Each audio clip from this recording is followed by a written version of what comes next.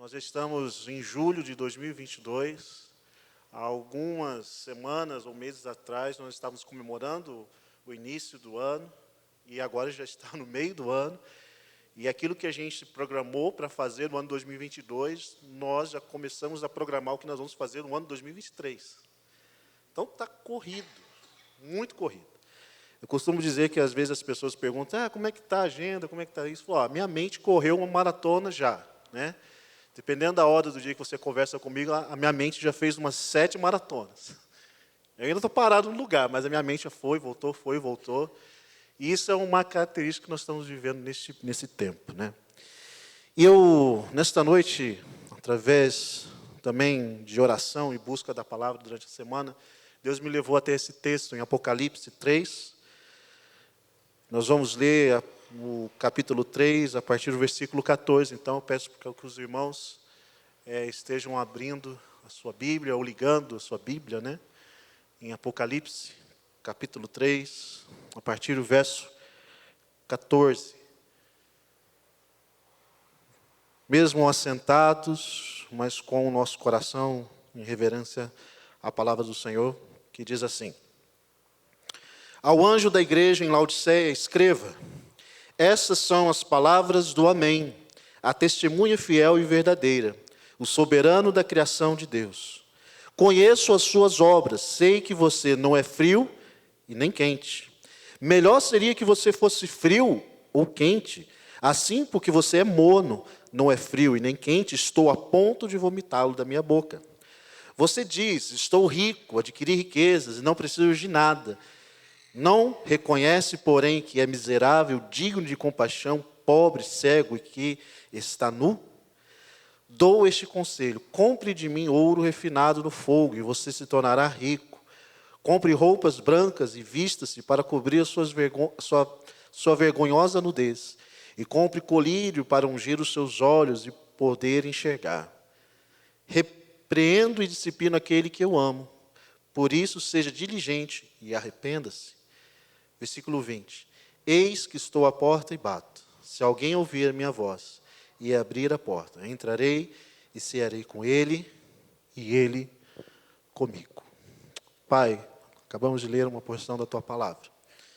Que o Espírito Santo nos conduza a entendimento e que ache em os nossos corações uma terra fértil, onde teremos uma semente lançada e frutos, ó Pai, dignos de arrependimento, mas também para glorificar o Teu nome.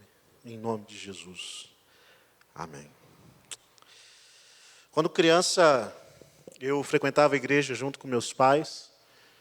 E eu gosto de lembrar isso porque impactou a minha vida, a vida cristã, a vida da igreja. E eu me lembro que uma das canções que a igreja cantava é aquela: Eu quero ser Senhor amado, como um vaso nas mãos do oleiro, quebra minha vida e faz-a de novo. Eu quero ser, eu quero ser um vaso novo. Eu, quando ouvi essa canção e depois eu aprendi a cantar ela, eu entendi uma verdade muito forte e muito profunda sobre o que Deus ele pode fazer no nosso coração, como vasos de honra na mão dele. E é essa questão de eu ler essa carta escrita para Laodiceia, porque nós estamos falando de uma mensagem escrita para a igreja. Nós estamos falando de uma mensagem direcionada para uma igreja que era uma referência naquela época. Eu estou falando de uma igreja que tinha ali a sua identidade e que ela estava sendo elogiada por Jesus, mas ela estava sendo acusada de algumas coisas. Interessante você pegar alguns capítulos, você ler algumas cartas anteriores, as igrejas a qual João escreveu através do Espírito Santo, ele são as próprias palavras de Jesus, ele está falando um elogio e uma acusação. E quando nós chegamos na carta de Laodiceia, ele está apenas dando uma acusação, falando algo para aquela igreja, que ela precisava retornar à sua origem, retornar à sua ideia. E como nós vemos João, que foi o escritor, o autor, João ele foi um dos últimos discípulos de Jesus a estar vivo, porque os outros já haviam sido mortos. Porque a igreja se instalou, depois que Jesus subiu aos céus, e passou-se algum tempo, o Espírito Santo desceu sobre eles, e a igreja começou a estar em Jerusalém. Depois, com a perseguição, ela começou a se espalhar pelas províncias ao redor, e a igreja ela começa a ter uma identidade, e João ele faz parte disso. E todos aqueles apóstolos, Pedro, Tiago, passaram por perseguição e morreram. E João era o último. Agora você imagina, João sendo exilado, porque o imperador daquela época, ele estava perseguindo a igreja, e João era uma pessoa muito influente da igreja, então ele pega e envia João para uma ilha chamada Patmos. E essa era uma ilha destinada a homens fora da lei, que precisavam ser excluídos, porque ele era contra o império, ou trazia oposição ao império. Então, João é colocado ali, e a primeira coisa que eu penso, quando leio as cartas, ou quando leio o Apocalipse, que quer dizer revelação, eu vejo um homem de Deus, passando por uma dificuldade, sendo jogado numa ilha, sendo exilado, mas ouvindo a palavra de Deus, sendo fortificado, e sendo usado, para que ele pudesse ser uma pessoa para falar do que havia de ser o futuro. Então, o contexto que nós estamos lendo, o contexto ao qual foi escrita essa carta, é um contexto de um homem de Deus, mas com sentimentos todos à flor da pele, porque ele estava longe de casa, longe da família, longe de tudo. E mesmo assim, Deus usa essa fragilidade, Deus usa esse momento para trazer uma revelação para a igreja. Para que eu e você pudéssemos estar lendo isso, entendendo isso, compreendendo isso e aplicando isso na nossa vida hoje. E quantas das vezes nós passamos por certas situações, onde nós sofremos, onde nós não entendemos o caráter de Deus às vezes, porque a nossa mente é limitada, mas Deus ele usa essas situações para construir algo no nosso caráter, a fim de que nossa medida possa chegar à medida de Cristo. E às vezes nós acabamos reclamando por conta disso.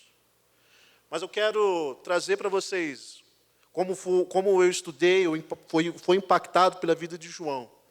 E João era conhecido como um discípulo amado. Um discípulo aonde Jesus e todos os outros, eles olhavam para João, e João, ele era aquele cara que ficava perto de Jesus o tempo todo. Mas para que ele fosse esse discípulo amado, com certeza, Deus lapidou o coração de João. Certa vez, eles estavam saindo de uma cidade, e eles estavam tão chateados, e Jesus ele foi tão humilhado naquela cidade, que o João virou para ele e falou assim, Jesus, você não quer que a gente ore e caia fogo nesse pessoal que te humilhou agora? Olha o discípulo amado aí, que amado, né? Pedir para Deus cair fogo do céu para queimar uma cidade. Mas, ao mesmo tempo, ele foi lapidado para que ele pudesse ser esse homem amado. E nós vemos isso, ele escrevendo essa carta para a igreja. Um outro detalhe, nós vemos também Jesus passeando ali nessas igrejas, são 7 igrejas, e ele anda, ele se movimenta. E o que eu aprendo com isso é que existe um Deus, existe um Jesus que se movimenta através da sua igreja universal, a sua igreja estabelecida na terra. Acontecendo uma celebração aqui, mas tem acontecido tantas outras celebrações lá por fora, mundo afora, e Jesus está em todas elas, Jesus está operando, Jesus está trabalhando, Jesus está falando, e não é diferente aqui conosco. Ele está falando no nosso coração.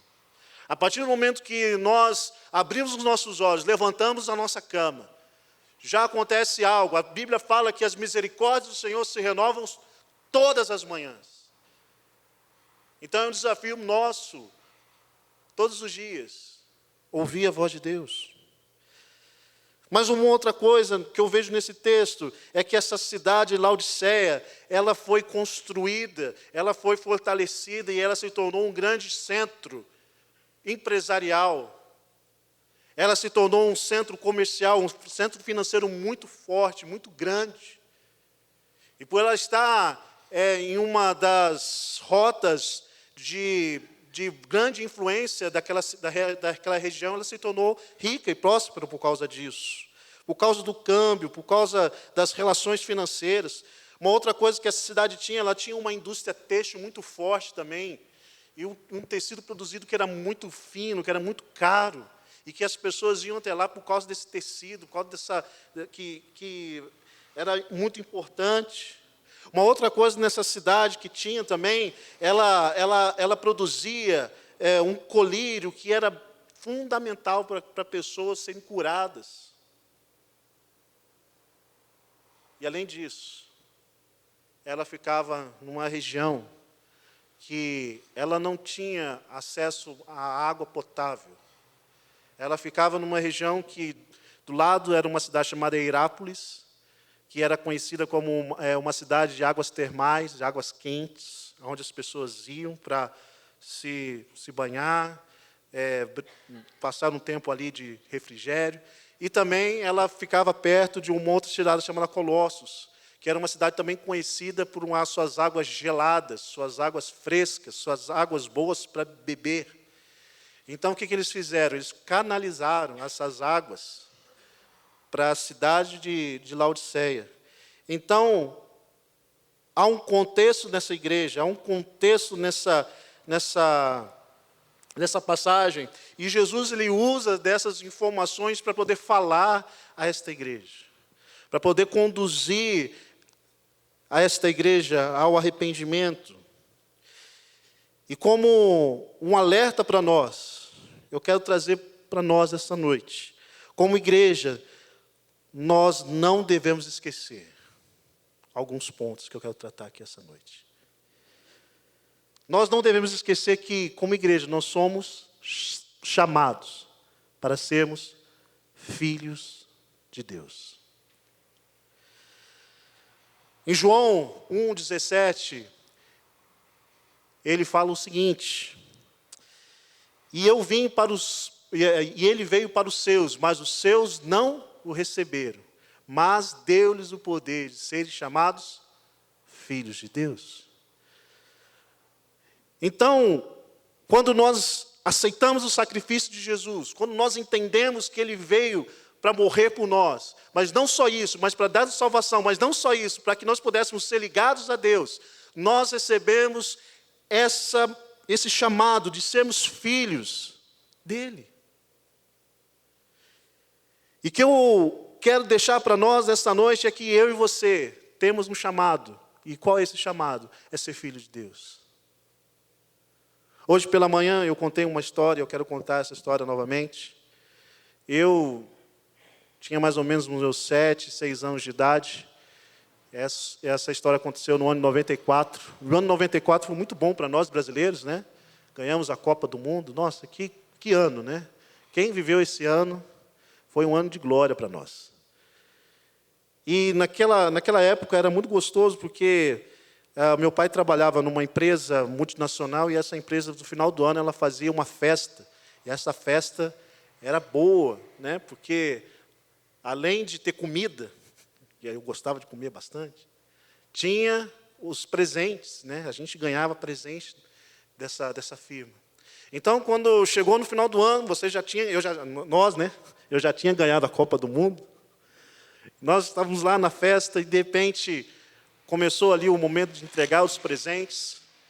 E sempre os anos anteriores, sempre era uma bola, era um carrinho, mas aquele ano foi um ano especial, porque foi um ano assim que eles tinham batido tanta meta, alguma coisa, e de repente, quando eu olho aquele presente gigante chegando, eu fiquei olhando assim, E eu olhava, será que isso é tudo para mim? Quando eu vi as outras crianças também recebendo, eu falei, uau, que presente maravilhoso. Eu fiquei alucinado. Pensa numa criança alegre, contente, porque está recebendo um presente.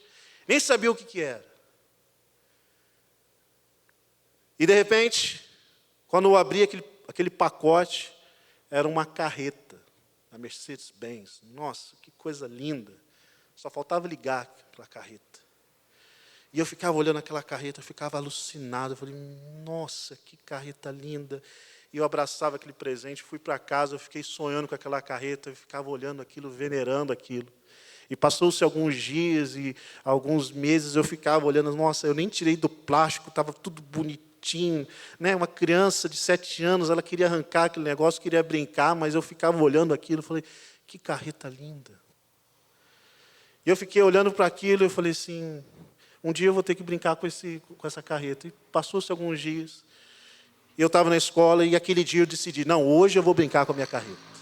É hoje que eu vou tirar os plásticos, é hoje que eu vou sentir aquele cheiro, né, de carrinho novo, de carreta nova. Eu passei a manhã toda pensando, analisando, estudando. Né? Lógico que não. Pensando na carreta. Quando cheguei em casa, fui procurar lá no meu quarto. Cadê a carreta? E corre dali, corre de lá, e cadê a carreta? E cadê a carreta? E eu falei, misericórdia, cadê esse carro? Aí eu gritei, mãe! Mas o que foi? Eu falei, cadê a minha carreta? Não está aqui, eu estou achando, o que está acontecendo? Não sei, menino, não sei onde é que você arruma essas coisas. Ele já brigou comigo, eu já fui chateado. Aí passou a tarde, eu fiquei, né, chateado com aquilo. Aí meu pai estava de folga, ele tinha saído. Quando ele retornou, né, aí meu pai me viu todo triste no canto. Falei, o que foi, meu filho? O que está acontecendo? Ai, pai, minha carreta. Eu não estou encontrando minha carreta. Aí meu pai virou, a carreta. Eu falei, então vocês estavam, o olho já abriu de novo. Eu fiquei assim, então eles sabem onde é que está a carreta. Aí meu pai virou e falou assim, então, eu tive que dar essa carreta para uma outra criança porque ela não tinha nada e tal. E aquilo me marcou por dentro. Eu falei, meu Deus, a minha carreta. E eu fiquei com aquilo no coração durante um tempo. Aí o pessoal fala, nossa, que pai ruim. Não, meu pai não era ruim, não. Meu pai era muito bom. Mas aquilo marcou meu coração, de uma certa forma. Mas por que eu estou contando isso? Porque a partir daquele momento, eu comecei a ser um filho rabugento. Meu pai comprava as coisas, não quero. Não quero isso aqui. Não quero, porque você deu a minha carreta, porque não sei o quê. Então, aquilo trouxe uma amargura para o meu coração como criança. E por que eu estou contando isso? Porque Jesus, quando ele começa a falar com a carta à igreja de Laodiceia, ele começa a trazer algo que ele fala assim, você não é frio e nem quente, e quem dera fosse frio ou quente. E quando eu leio isso, e das vezes as explicações que a gente ouve por aí, a gente ouve que, porque você é pentecostal e você é tradicional. Porque você é isso e porque você é aquilo. Tem gente que até fala, não, porque Deus prefere o ateu do que aquela pessoa que não sei o quê. E não é nada disso, eu não estou falando de Pentecostes, não estou falando de pentecostal, não estou falando de tradicional, não é isso. O que Jesus está trazendo para esta igreja é que nós precisamos aprender a ser filhos agradáveis. Porque as águas de Herápolis eram quentes, porque as pessoas iam até lá porque eles queriam aquela água quente para poder tratar o corpo, para chegar e chegar numa água quente e entrar naquele rio e ficar, que gostoso. Não sei quantos aqui já tiveram essa oportunidade de ir para um rio quente. É uma delícia, é gostoso. Chega até a ser medicinal, faz bem para a saúde. Então era agradável. Da mesma forma, a cidade de Colosso, ela tinha água fria, água fresca. E às vezes, quando você está no dia quente, você quer beber uma água gelada, gostosa, e você vai lá e bebe. Ou você está num dia quente, você quer ir lá tomar um banho num rio, num mar, e o mar está gelado, está gostoso, porque refresca. O que Jesus está tentando dizer para essa igreja não é que ela tinha que ser mais avivada ou menos avivada, é que essa igreja precisava entender é que ela precisava ser uma filha ou um filho agradável. E essa igreja perdeu essa sensibilidade de ser agradável. Você já foi num lugar onde tinha pessoas desagradáveis? É chato, é ruim. Às vezes você tem, né, uns almoços de família, né? Aí chega um primo tal, você fala, misericórdia, Jesus do céu, eu vou embora. Se eu soubesse que as pessoas vinham, nem vinha junto. Por quê? Porque é desagradável. É ruim. Mas quando você encontra com pessoas agradáveis, quando você está perto de pessoas agradáveis, é gostoso. Você fala, não, fica um pouquinho mais, passa mais um café. Eu vou lá correr na padaria comprar um pão, fica mais um pouquinho, é gostoso. E o que Jesus está falando assim? Igreja de Laodiceia, você precisa aprender a ser agradável. Como as águas quentes lá da cidade ao lado, ou como as águas frias, você precisa aprender a ser assim, e você não está sendo, você está sendo uma igreja chata, um crente chato, um filho chato, Jesus. Quantas vezes a gente se torna um filho, ou um crente, ou um discípulo de Jesus amargurado, chato. Igual esse garoto, que eu contei essa história aqui, minha. Só porque o pai viu que há uma necessidade de uma outra criança que precisava. Depois, Deus, através do meu pai, me deu outras coisas. E a gente precisa aprender a ser agradáveis. A gente precisa aprender a ter esse relacionamento com Jesus, a ponto das pessoas falarem assim, nossa, o que você tem? Uma outra coisa que eu aprendo, como igreja, que nós não devemos esquecer, é que temos um propósito. E o propósito nosso é conhecer a Deus. João 17, versículo 3, Jesus está orando pelos seus discípulos. Vou até abrir aqui João 17, versículo 3.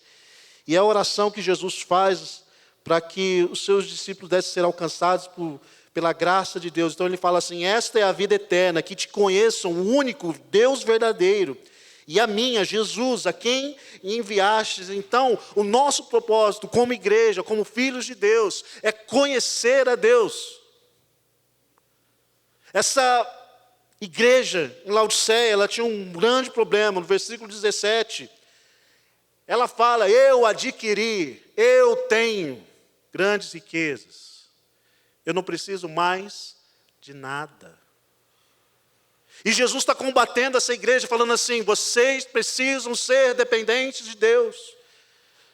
E da mesma forma, ele começa a falar comigo nesta noite, neste ano 2022, Alan, você precisa ser dependente de Deus. Independente das circunstâncias que nós estamos vivendo, nós precisamos aprender. A nossa vida devocional, ela precisa ser regrada, ela precisa ser dia após dia. A nossa oração.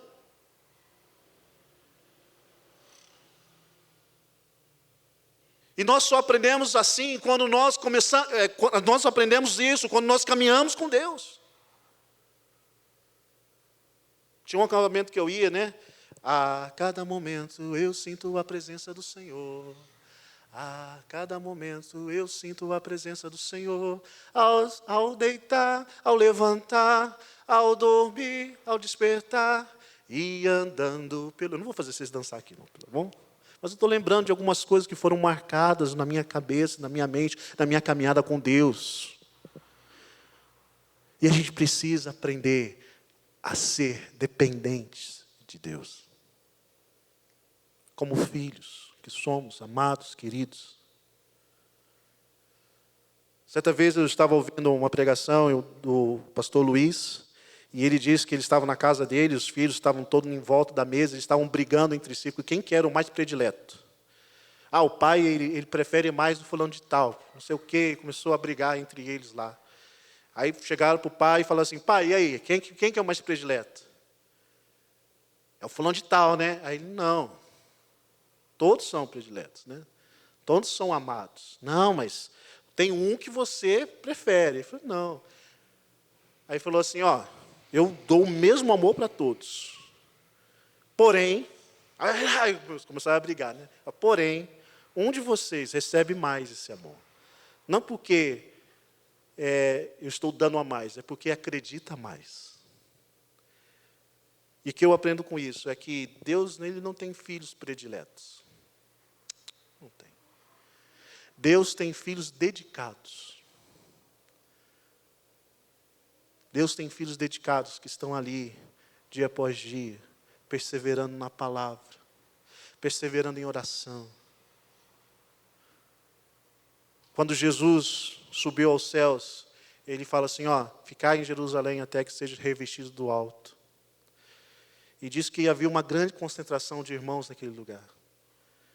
Só que o tempo foi passando, no primeiro dia não aconteceu nada, no segundo dia não aconteceu nada, no terceiro dia também não aconteceu nada, no quarto dia, quinto dia, o povo começou a falar, e aí, o que a gente está fazendo aqui? Sexto dia teve pessoal, vou para casa, eu tenho coisa para fazer, foi indo. Diz que foi esvaziando, até chegar, mais ou menos, os historiadores falam que tinha 120 pessoas. Mas quando chegou no 10º dia, diz a Bíblia que o Espírito desceu sobre aquele povo. O que nós falamos do Pentecostes, aonde as pessoas foram batizadas, onde elas ouviam a língua uma das outras, porque tinham várias nações ali, várias outras nações reunidas. Mas do dia que Jesus subiu aos céus até esse dia foram 10 dias. E teve gente que não aguentou, teve gente que saiu, não perseverou. E às vezes a gente precisa aprender a perseverar na palavra. Se Deus te deu uma palavra, Ele é fiel e justo para cumprir essa palavra até o fim. E a gente precisa aprender isso, a depender dessa palavra sempre. Eu, com 19 anos, decidi ir para o campo missionário. E eu aprendi uma palavra, eu aprendi uma coisa. Tenha uma palavra de Deus, porque no dia mau, quando chegar, essa palavra vai te sustentar. E a mesma coisa eu quero falar para você. Tenha palavras que vão alimentar o teu coração, porque quando chegar no dia mau, quando chegar no dia da provação, quando chegar o dia da angústia, essa palavra vai vir no teu coração, na tua mente, e ela vai te fortalecer, e ela vai lembrar, olha, existe um propósito a qual você foi chamado, e esse propósito é que você conheça cada vez mais o amor de Deus. Sermos dependentes dEle. Como igreja, nós não devemos esquecer que temos uma missão. E qual que é a missão? É fazer o nome de Jesus conhecido. Isso está lá em 1 João, capítulo 3, versículo 16. Existe João 3,16, que fala em João 3,16, porque Deus amou o mundo de tal maneira que deu seu Filho unigênito para todo aquele que nele crê não pereça, mas tenha a vida eterna. Essa eu considero a carta de amor que Deus fez para a humanidade. Mas 1 João 3,16 é uma declaração da nossa resposta ao Senhor. Nisto conhecemos o amor. Jesus, que deu a sua vida por nós, nós devemos dar a nossa vida por nossos irmãos. A gente gosta muito de ouvir uma resposta de Deus. Mas a resposta que Deus quer ouvir do nosso coração é, Senhor, eu conheci quem é Jesus. E eu sei o que eu tenho que fazer. Eu tenho que dar a minha vida para essas pessoas, para os meus irmãos. É falar desse amor, é se comprometer em falar. Nos versículos 18 e 19 de Apocalipse 3, ele vai falar um conselho para esta igreja. Compre de mim ouro refinado. O que Jesus está querendo dizer com isso? O que ele está falando assim? O que ele está mexendo com a questão financeira? Ele não está falando disso. Ele está falando assim, olha, vocês estão pensando tão no financeiro de comprar, eu estou dando um conselho, compre de mim. Ou seja, invista no tesouro, que é conhecer a Deus. Invista nesse tesouro. Porque esse tesouro, ele é ouro refinado. Ele é incorruptível. Ele tem uma palavra que é fiel. E às vezes, Laodiceia, ela tinha tanto prazer em comprar tantas coisas e ela não tinha o prazer de buscar a palavra.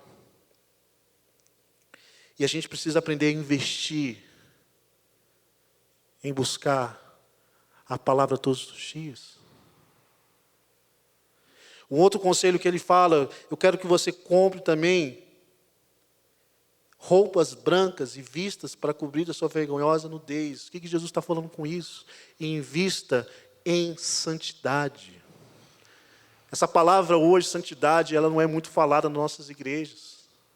A gente fala de tantas outras coisas, bênçãos, conquistas e outras coisas, mas não estamos falando sobre santidade. Santidade é algo que nós devemos nos separar para Deus. É algo que nós devemos fazer dia após dia. É na santidade que nós conhecemos a Deus. É na santidade que nós vemos a Deus.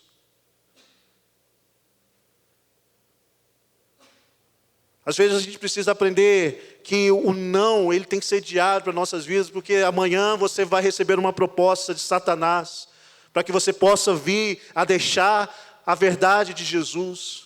Amanhã você vai receber uma proposta sua, da sua carne, de você falar assim, olha, larga tudo isso aí e vai embora. Amanhã você vai receber tantas outras propostas, mas a nossa resposta tem que ser, não. Eu tenho um Deus que me fortalece. Não, eu tenho um Deus que me ajuda a caminhar. Não, eu tenho um Deus que me faz andar segundo a tua palavra. Eu tenho um Deus que vai me fazer andar na vida eterna.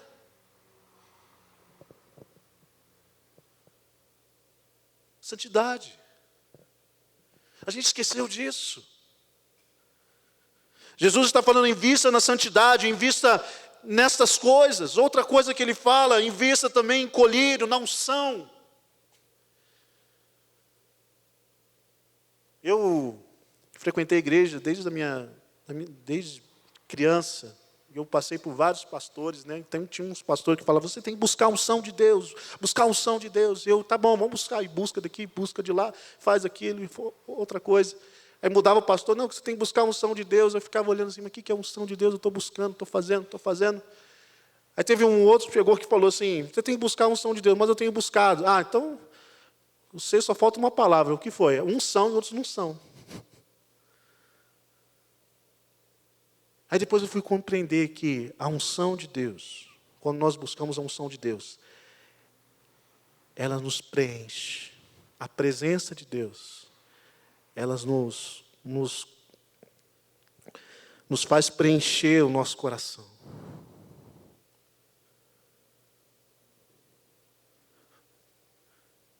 Quando nós enchemos das coisas de Deus, a unção de Deus vem. E o papel da unção é você ser cheio. É você ser cheio da presença de Deus. E a gente precisa ser cheio da presença de Deus para fazer o nome de Jesus conhecido. Eu trabalhei muitos anos no campo missionário e fazendo treinamento em igrejas. E eu falava muito sobre evangelismo, obrigação ou um dever. E nós estávamos numa cidade em Minas Gerais, Governador Valadares. E tinha uma moça que ela falava assim, olha, eu não sei falar de Jesus. Não vem com esse negócio não, que eu não sei falar. E aí, chegamos, mãe, quem que fez esse bolo aqui? Fui eu. Então, usa esse bolo para falar de Jesus. Mas como assim? Falei, faz esse bolo, chama suas amigas, sua vizinha, faz um café da tarde. E fala assim, ó, Jesus fez esse bolo para você. Mas Jesus fez esse bolo? É, Jesus fez esse bolo.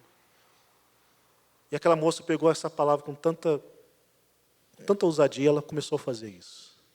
E a gente precisa aprender a falar, a ser ousados em a falar de Jesus, a compartilhar aquilo que Ele fez conosco. Nós só podemos falar daquilo que Deus fez em nossas vidas. Nós só podemos falar aquilo que Deus transformou no nosso coração. Nós só podemos falar aquilo que Deus nos tocou, que Deus trouxe a revelação para nós.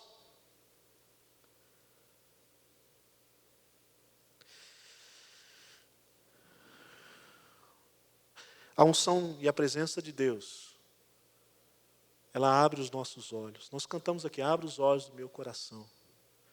quando nós estamos cheios da presença de Deus, os nossos olhos já são abertos. E nós começamos a compreender aquilo que Deus está fazendo, tanto no nosso coração como em nossa volta. E é isso que a igreja de Laodiceia, através desta carta, ela está recebendo essa palavra de Jesus. Você perdeu o foco. Você precisa voltar. Você precisa se arrepender. Uma outra coisa que nós precisamos aprender como igreja é andar em arrependimento, é andar em quebrantamento. É chorar. É olhar para as situações que estão à nossa volta e falar assim, olha, eu me comprometo com isso. Em oração, depois da oração em alguma ação. E nós precisamos voltar a ser isso como igreja. E no versículo 20, ele diz assim, eis que estou à porta e bato. Talvez não precisava tanto de uma interpretação com relação a isso, porque Jesus está falando para uma igreja que ele não está dentro. Eis que estou à porta e bato. Jesus está para o lado de fora. E é o convite de Jesus para nós todos os dias, para que nós possamos deixar Ele entrar. E Ele diz mais, e cearei com Ele e Ele comigo. Então Ele termina isso como um convite de um banquete. Nós somos filhos amados de Deus, com o propósito de conhecer a Deus, com uma missão de falar do nome de Jesus a todas as pessoas, mas através de uma mesa, através de um banquete. Quando o salmista, no Salmo 23, ele declara, né?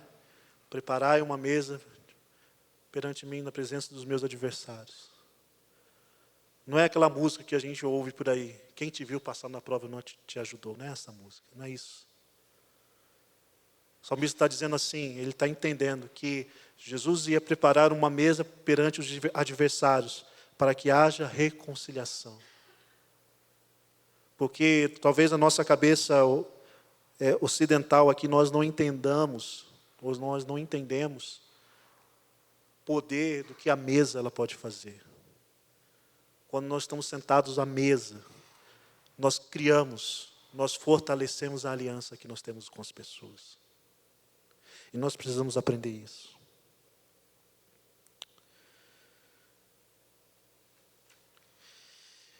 Eu não sei o que você precisa alinhar no teu coração.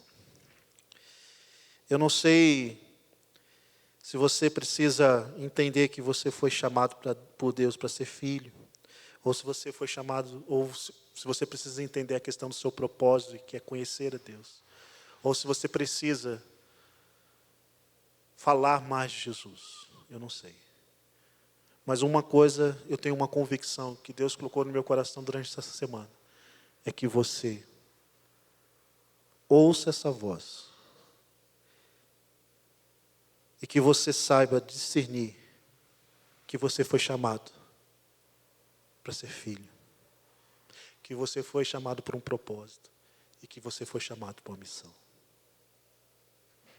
Então, eu quero que você abaixe a sua cabeça, feche os seus olhos. Quando eu peço para você fazer isso, é para que você entre no modo de reflexão no seu coração.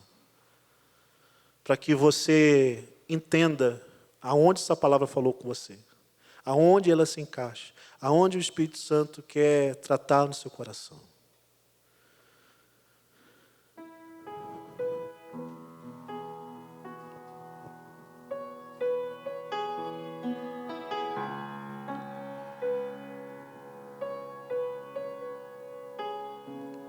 Por mais que Laodiceia fosse uma igreja com tantas acusações, Jesus ele fala, eu disciplino a quem eu amo. Mesmo nessas circunstâncias, Jesus nos ama. E o amor de Jesus, ele é capaz de quebrar todas as barreiras. Talvez você tenha dificuldade de entender essa paternidade de Deus, de você como filho amado dele. Talvez você tenha dificuldade de de entender o propósito, ou conhecer cada vez mais, ser dependente realmente de Deus. Ou você tem talvez dificuldade de fazer a missão de Deus, de fazer Ele conhecido nos lugares. Eu não sei o que você precisa alinhar do seu coração,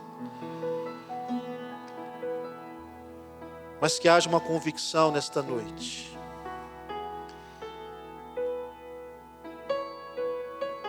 Deus, em nome de Jesus, nós queremos colocar o nosso coração diante de Ti, Pai. Alinhar, Senhor, a Tua vontade sobre as nossas vidas. E dizer, Pai, seja feita a Tua vontade.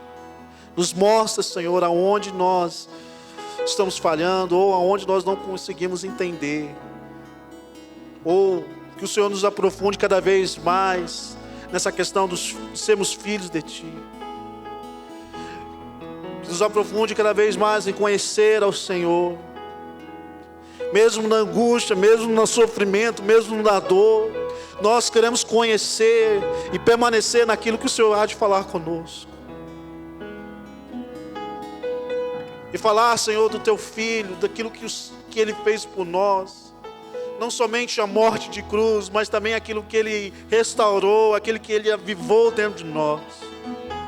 Pai, em nome de Jesus, que o Senhor alcance cada coração que está aqui nesta noite, renovando, Senhor, as esperanças, trazendo, ó Pai, esperança.